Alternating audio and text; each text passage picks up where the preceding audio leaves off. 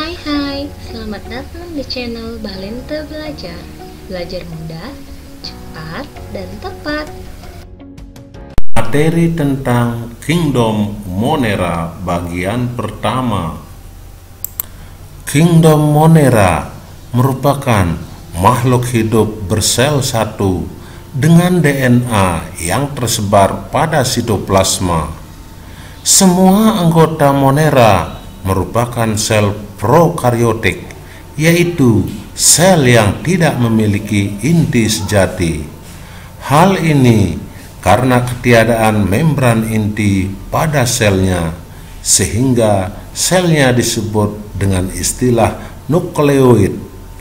Hal ini berarti bahwa Monera tidak memiliki organel-organel bermembran lainnya seperti kloroflas, mitokondria, retikulum endoplasma, badan Golgi, lisosum, dan vakuola. Adapun organel yang terdapat pada Monera antara lain nukleoid, mesosom, ribosom, klorofil, membran sel, dan dinding sel. Kingdom Monera berbentuk kokus atau bola, basil atau batang, spiril atau spiral, vibrio atau koma. Kingdom Monera terbagi dalam dua kelompok, yaitu Eubacteria yang dinding selnya mengandung peptidoglikan dan kelompok Archaebacteria, yaitu dinding selnya tidak mengandung peptidoglikan. Marilah kita perhatikan penjelasan tentang Eubacteria atau bakteri. Eubacteria merupakan mikroorganisme dengan rata-rata panjang 2-3 mikrometer dan lebar 1-2 mikrometer dan diameter 1 mikron yang bersifat uniseluler. Hidup secara sendiri-sendiri, soliter, atau berkelompok atau koloni. Bentuk sel Eubacteria relatif tetap karena dinding sel tersusun atas peptidoglikan. Eubacteria mampu membentuk endospora, yaitu spora berdinding tebal yang tahan terhadap kondisi lingkungan yang buruk. Struktur tubuh eubakteri tersusun atas kapsul, dinding sel, membran plasma, sitoplasma, DNA, ribosom, dan plasmid. Reproduksi terjadi secara aseksual dan seksual. Secara aseksual melalui pembelahan biner dan seksual melalui konjugasi, transformasi, dan transduksi. Adapun yang dimaksud dengan konjugasi adalah pemindahan DNA secara kontak langsung antara sel bakteri yang berdekatan melalui jembatan sitoplasma. Bakteri yang memberikan DNA-nya disebut dengan bakteri donor. Bakteri donor memiliki tonjolan yang disebut villi yang berguna bagi bakteri resipien yang menerima DNA.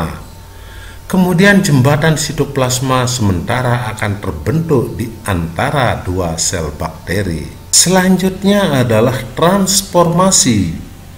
Transformasi yaitu pemindahan sedikit materi genetik atau DNA atau bahkan hanya satu gen saja dari satu bakteri ke bakteri lainnya dengan proses fisiologi yang kompleks.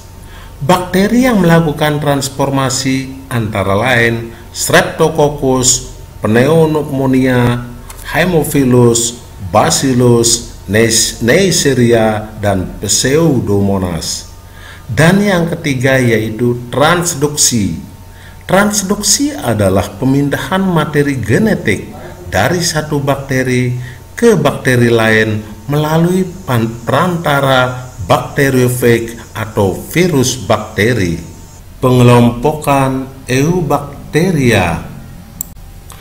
Berdasarkan jenis makanannya, Eubacteria dikelompokkan menjadi dua, yaitu bakteri autotrof, yaitu bakteri yang dapat menyusun makanannya berupa bahan organik dari bahan anorganik. Jadi, hidupnya tidak bergantung terhadap organisme lain karena dapat mensintesis atau menyusun makanannya sendiri. Berdasarkan sumber energi yang digunakan, bakteri autotrof dikelompokkan menjadi dua kelompok lagi, yaitu bakteri fotoautotrof, yaitu bakteri yang memakai sumber energi cahaya untuk menyusun bahan organik. Bakteri tersebut biasanya memiliki pigmen di dalam tilakoidnya. Contohnya bakterioklorofil atau pigmen hijau dan bakteriopurpurin, yaitu pigmen karotenoid ungu. Yang kedua yaitu bakteri chemoautotrof, yaitu bakteri yang memperoleh energi dari hasil reaksi kimia. Contohnya Nitrosococcus, Nitrobacter, Nitrosomonas, bakteri belerang atau Thiobacillus, dan bakteri besi. Yang kedua yaitu bakteri heterotrof, yaitu kelompok bakteri yang tidak dapat menyusun bahan makanannya sendiri sehingga hidupnya tergantung pada organisme lainnya. Bakteri heterotrof terbagi menjadi dua kelompok, yaitu bakteri parasit. Bakteri parasit merupakan bakteri yang memperoleh makanan dari organisme yang masih hidup. Jenis bakteri tersebut biasanya menimbulkan penyakit seperti Mycobacterium tuberculosis atau penyebab TBC. Yang kedua yaitu bakteri sapropof, bakteri yang memperoleh energi makanan dari sisa organisme yang telah mati. Contohnya Escherichia coli. Berdasarkan bentuknya, Eubacteria dikelompokkan menjadi Bacillus, Coccus, dan spiral. Adapun uraiannya sebagai berikut. Bakteri Bacillus yaitu bakteri yang berbentuk batang atau tongkat yang terbagi lagi menjadi Monobacillus, yaitu tunggal tersusun dari satu basil. Yang kedua ada Diplobacillus, yaitu bergandengan dua. Dan yang berikutnya adalah Streptobacillus, yaitu bergandengan panjang seperti rantai. Selanjutnya adalah bakteri Coccus, yaitu bakteri seperti bola yang terbagi lagi menjadi Monococcus yang tersusun dari satu coccus. Yang kedua adalah Diplococcus yang bergandengan dua-dua. Dan yang berikutnya adalah Streptococcus yang bergandeng panjang seperti bentuk rantai. Dan selanjutnya adalah Staphylococcus yang bergerombol seperti buah anggur. Dan Sarcina yang tersusun dari 8 coccus membentuk kubus. Dan selanjutnya Tetracoccus yang berbentuk bulat terdiri dari 4 coccus yang tersusun dalam bentuk persegi. Dan yang ketiga adalah bakteri spiral atau spirilium, yaitu bentuk bakteri seperti bengkok atau spiral. Bakteri spiral terbagi menjadi Vibrio yang berbentuk seperti koma atau bentuk lengkung setengah lingkaran. Dan yang berikutnya adalah spiral yang berbentuk seperti spiral. Selanjutnya, spirocheta yang berbentuk spiral halus atau bentuk lengkung seperti kumparan. Selanjutnya, berdasarkan kebutuhan terhadap oksigen, bakteri dapat dikelompokkan menjadi bakteri aerob dan bakteri anaerob.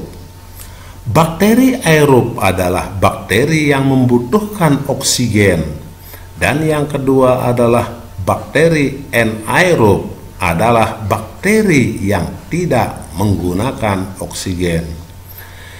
Selanjutnya, berdasarkan jumlah dan kedudukan flagel atau alat gerak, bakteri dapat dikelompokkan menjadi 5, yaitu 1. Bakteri atrik yang tidak memiliki flagel. Yang kedua, bakteri monotrik yang flagelnya hanya 1 dan melekat pada salah satu ujung tubuh. Yang ketiga adalah bakteri lovotrik yang flagelnya banyak dan melekat pada salah satu ujung tubuh. Kemudian yang keempat adalah bakteri amfitrik yang flagelnya banyak dan melekat pada kedua ujung tubuh. Dan yang kelima adalah bakteri feritrik yang flagelnya banyak dan tersebar pada seluruh permukaan tubuh. Selanjutnya, berdasarkan pengecatan Gram atau Gram strain memisahkan bakteri ke dalam 2 kelompok, yaitu bakteri Gram positif dan bakteri Gram negatif. Bakteri Gram positif, yaitu bakteri Gram positif, memiliki dinding sel yang sederhana dengan jumlah peptidoglikan yang banyak, sehingga bereaksi positif terhadap pengecatan Gram, contohnya enterobacteria. Yang kedua adalah bakteri Gram negatif. Peptidoglikannya lebih sedikit dan struktur dinding selnya lebih kompleks. Membran luarnya mengandung lipopolisakarida sehingga tidak terwarnai oleh pengecatan Gram. Contohnya Chlamydia trachomatis, penyebab penyakit kebutaan. Like, request video, subscribe, dan share ya. Thanks for watching.